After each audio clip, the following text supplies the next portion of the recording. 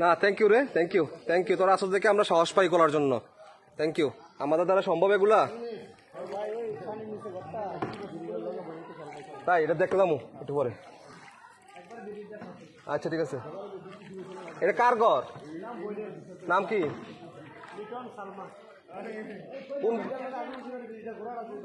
আচ্ছা আচ্ছা আচ্ছা, তুই একটু পরে আয়, আমরা যাবো তো, তুই একটু স্কুলের দিকে আয়।